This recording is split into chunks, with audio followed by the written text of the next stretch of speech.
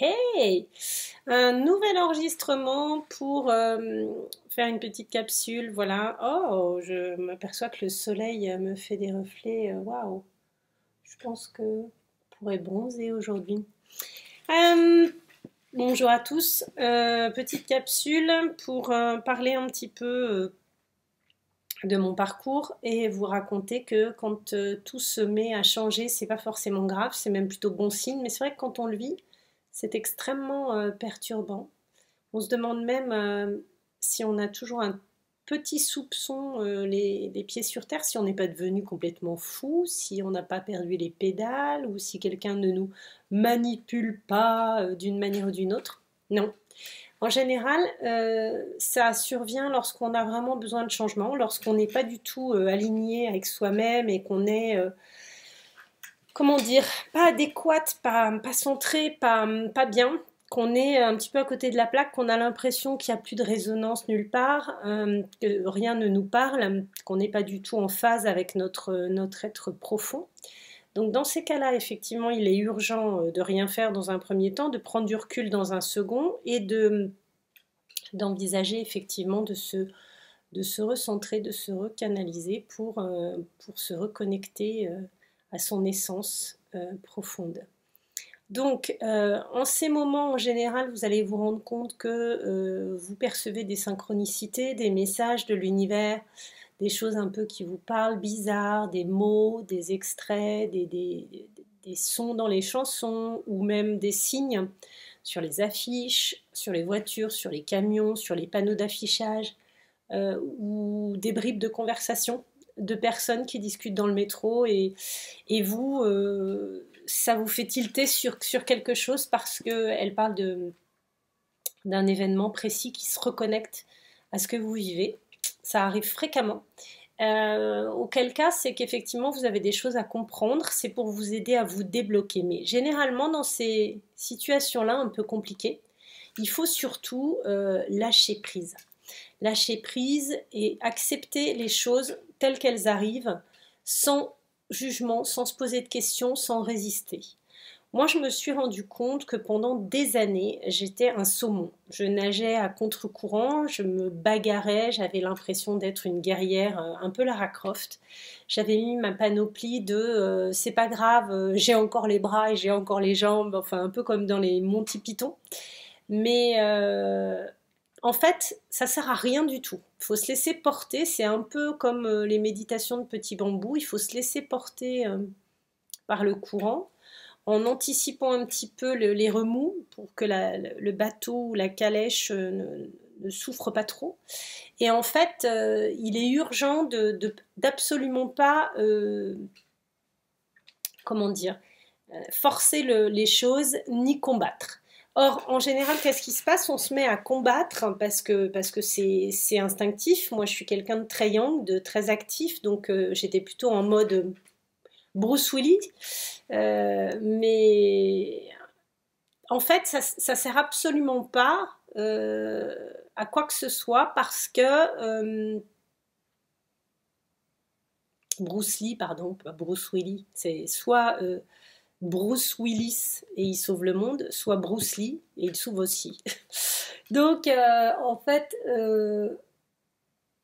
il se trouve que ça servait à rien parce que généralement, on s'épuise. On se retrouve exsangue sur le sable, on n'en peut plus, épuisé de toute l'énergie posée, mise, etc. Et en plus, on n'arrive à rien. Donc, c'est tout à fait inutile. Il faut absolument pas le prendre de front comme ça. C'est beaucoup trop fatigant. Je pense qu'au contraire, il faut s'épargner, s'asseoir sur le bord de la rivière et regarder un petit peu les rapides et se dire, bon, ok. Généralement, on n'est pas du tout là-dedans parce qu'on est dans l'action et on a l'impression que comme les obstacles arrivent les uns après les autres, bah, il faut combattre à tout prix. C'est vraiment Jeanne d'Arc. Et non, en fait, pas du tout. C'est très très difficile parce que ça demande chez quelqu'un de contrôlant de lâcher prise complètement. C'est le plus difficile. Et en fait, ça va complètement à l'encontre de votre nature. C'est-à-dire que c'est pas du tout vous. Il n'y a pas de résonance à ce type d'attitude. Ça va vous demander un effort incommensurable pour ne pas faire ce que vous faites d'habitude. Moi, je me souviens en fait de mon psy qui me disait vous avez pris l'habitude de sauter de la falaise, du haut de la falaise, vous arrivez en haut, paf, saut de l'ange, vous sautez directement dans le vide, vous aimez que ça vous fasse peur, que ce soit violent, enfin fort, arriver dans l'eau avec de la vitesse, etc. Vous aimez ça. Mais vous n'avez jamais envisagé que pour descendre jusqu'à la plage, vous pouviez soit faire du stop et effectivement vous faire prendre par quelqu'un qui est en voiture et hop, descendre les lacets tranquille, soit y aller à pied, ok, il y en a pour 2 heures, mais tranquille aussi, soit négocier avec quelqu'un, un ami, en lui disant coucou, est-ce que éventuellement tu descends de tel endroit, vers telle heure, j'y serai, ça m'arrangerait. Pourquoi pas? Parce que si vous ne demandez pas à l'univers, il ne se passe rien. Bref, il y avait plein d'options plutôt que de me jeter du haut de la falaise, ce qui m'offrait une sensation forte. Mais alors quand j'arrivais, c'était une fois sur 2 un plat et ça faisait très mal.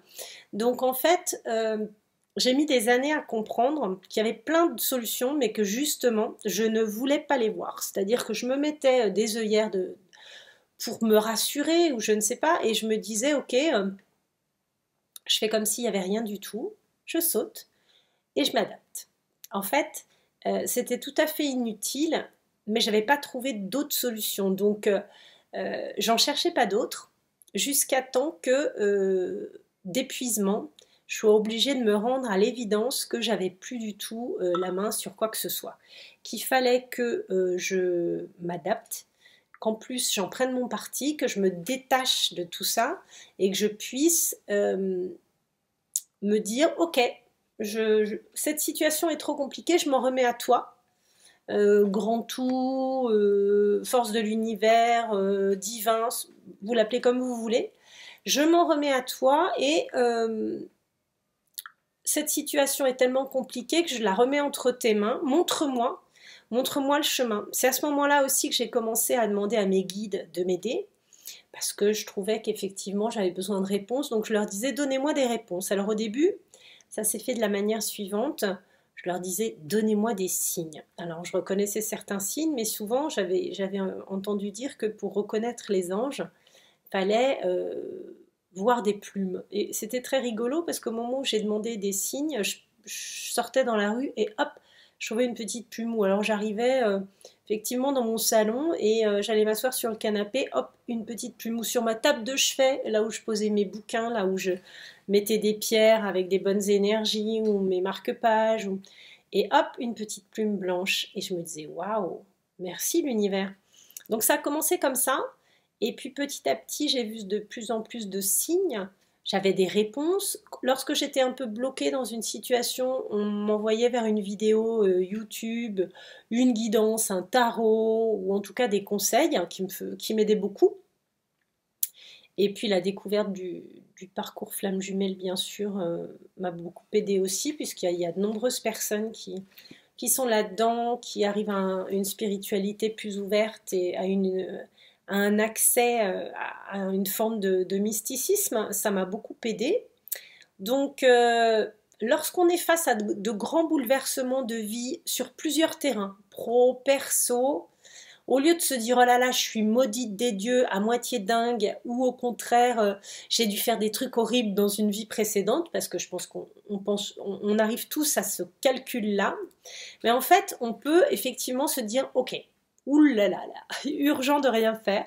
Je m'assieds sur le bord de la rivière, je regarde le cours de l'eau un moment, je respire, je souffle, et puis je m'apaise, j'essaie de le voir comme une opportunité, ce qui est extrêmement difficile. Je me dis, je remets cette situation entre les mains du divin ou de la force supérieure, je verrai demain. Et déjà, le lendemain, c'est moins compliqué, c'est moins difficile. Parfois, on trouve des solutions. Parfois, on a effectivement pris du recul. On se sent mieux avec ça, on est plus en paix. Bref, on arrive à dénouer la situation, à se sentir mieux et à l'aborder sereinement avec relâchement, détachement et acceptance. Voilà pour cette première petite capsule sur comment j'ai pu faire face à des situations très compliquées. À bientôt!